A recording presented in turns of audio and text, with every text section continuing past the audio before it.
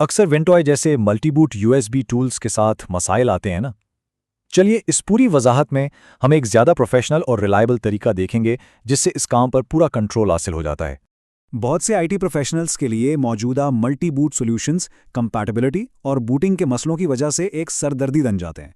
लेकिन एक कस्टम तरीका भी है जो ना सिर्फ ज़्यादा कंट्रोल देता है बल्कि हर बार आजमूदा भी साबित होता है।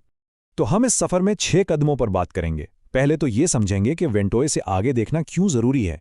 फिर अपनी कस्टम AIO इमेज बनाएंगे, विम फाइल्स को कंबाइन करेंगे, एक बूटेबल USB तैयार करेंगे, उसे टेस्ट करेंगे और आखिर में सबसे अहम ये जानेंगे कि ये तरीका आखिर इतना बेहतर क्यों है। ठीक है, तो सबसे पहले बात करते हैं इस बुनियादी सवाल की, आखिर अपनी कस्टम मल्टीबूटेबल ड्राइव बनाना ज़रूरी ही क्यों है।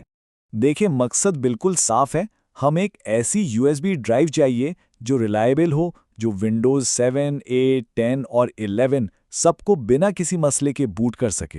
तो बजाय इसके कि हम किसी थर्ड पार्टी टूल पे भरोसा करें जहां कंपैटिबिलिटी इश्यूज आ सकते हैं, हम इसे बिल्कुल ज़ीरो से ऑफिशियल ISO फाइल्स इस्तेमाल करके बनाएंगे। चलिए अब आते हैं असल काम की तरफ। सबसे पहला और सबसे अहम कदम है एक मास्टर ऑल इन वन या AIO इमेज फाइल बनाना। यही हमारे पूरे प्रोजेक्ट की बुनियाद है। और इस काम के लिए जो टूल हम इस्तेमाल करने वाले हैं वो है WinAIO Maker Professional। इसका काम सीधे लफ्ज़ों में अलग अलग विंडोज़ के इंस्टॉलेशन फाइल्स को एक ही फाइल में जोड़ देना है। और हाँ, इसे गूगल पर ढूंढना बिल्कुल आसान है। ठीक है, तो टूल तो मिल गया है। अब देखते हैं कि इस टूल को इस्तेमाल करके विम फाइल्स को मिलाना कैसे है, स्टेप बाय स्टेप। प्रोसेस बहुत सीधा सा है, बस इन 5 स्टेप्स को फॉलो करना है। सबसे पहले हर विंडोज़ ISO को एक अलग फोल्डर में एक्सट्रैक्ट कर लें। फिर टूल के अंदर तरतीब से हर विंडोज़ की install.vim फाइल को सिलेक्ट करें। इसके बाद इनेबल रिकवरी मोड वाला ऑप्शन चेक करना ना भूलें, ये ज़रूरी है। चौथा स्टेप है सेव ऑल चेंजेस पे क्लिक करना, जिससे सारी विम फाइल्स एक हो जाएंगी। और बस आखिरी स्टेप में सेव ऑल टू ISO से अपनी फाइनल बूटेबल ISO फाइल बना लें। यहाँ एक बहुत ज़रूरी बात, ये पूरा प्रोसेस तभी कामयाब और महफूज है जब आप बिल्कुल जेन्युइन ऑफिशियल ISO फाइल्स इस्तेमाल करें। इंटरनेट से कोई भी क्रैक्ड वर्जन डाउनलोड करने से वायरस का खतरा रहता है, इसलिए हमेशा ऑफिशियल सोर्सेज से ही डाउनलोड करें।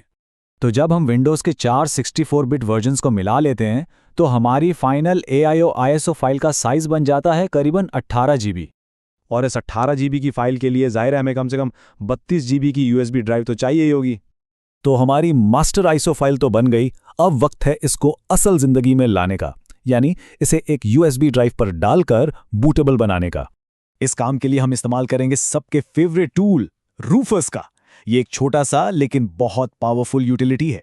ये ना सिर्फ हमारी USB को फॉर्मेट करेगा बल्कि पार्टीशन स्कीम सेट करके इस बड़ी सी AIO फाइल को बिल्कुल ठीक से कॉपी भी करेगा। रूफस के अंदर प्रोसेस बहुत सिंपल है। सबसे पहले तो वही अपनी 18 GB वाली IO फाइल सिलेक्ट करनी है, फिर पार्टीशन स्कीम को GPD पर सेट करना है। याद रखें, ये नए UEFI सिस्टम्स के लिए बहुत ज़रूरी है। अब आता है सबसे मज़ेदार हिस्सा, कस्टमाइजेशन। यहाँ माइक्रोसॉफ्ट अकाउंट की ज़रूरत जैसी चीज़ों को पहले से ही डिसेबल किया जा सकता है। बस सब सेट करके स्टार्ट का बटन दबाना है और काम शुरू। हाँ, एक चीज़ जहन में रखें, इस पूरे काम में थोड़ा टाइम लगेगा, करीबन 30 से 45 मिनट तक लग सकते हैं। लेकिन सोचिए, ये सिर्फ एक दफ़ा की मेहनत है एक ऐसे ज़बरदस्त टूल के लिए जो हमेशा काम आएगा। चलिए जी, फाइल बन गई, USB भी तैयार हो गई, लेकिन असल इम्तिहान तो अब है। क्या ये सब मेहनत रंग लाई? क्या ये वाकई काम करेगा? आइए टेस्ट करके देखते हैं। बूट करते वक्त बस इतना करना है कि USB ड्राइव के लिए UEFI एंट्री को सिलेक्ट करना है। सबसे पहले विंडोज़ 11 का सेटअप सामने आएगा क्योंकि हमने उसे सबसे पहले ऐड किया था। और फिर बूम, सामने एक मेन्यू होगा जिसमें विंडोज़ 11, 10, 8 और 7 सबके ऑप्शंस मौजूद होंगे, इंस्टॉलेशन के लिए बिल्कुल तैयार। तो अब जब हमने देख लिया कि ये काम करता है, तो आइए ज़रा जल्दी से इसके फ़ायदों पर भी नज़र डाल लेते हैं। आखिर ये तरीका बाकी टूल से बेहतर क्यों है? सबसे बड़ा फ़ायदा तो ये है कि इसमें अपनी जेन्युइन वायरस फ्री ISOs इस्तेमाल होती हैं।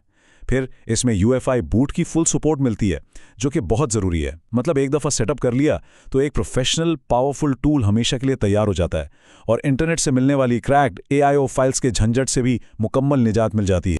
तो साफ है कि ये सिर्फ एक मल्टी बूट USB बनाने का तरीका नहीं है, ये एक नया दरवाज़ा खोलता है। जिससे किसी भी पीसी के लिए किसी भी ज़रूरत के मुताबिक कस्टम और रिलायबल सॉल्यूशंस तैयार किए जा सकते हैं। सवाल तो ये है कि इस नई ऑल इन वन ड्राइव से और क्या कस्टम टूल बनाया जाएगा।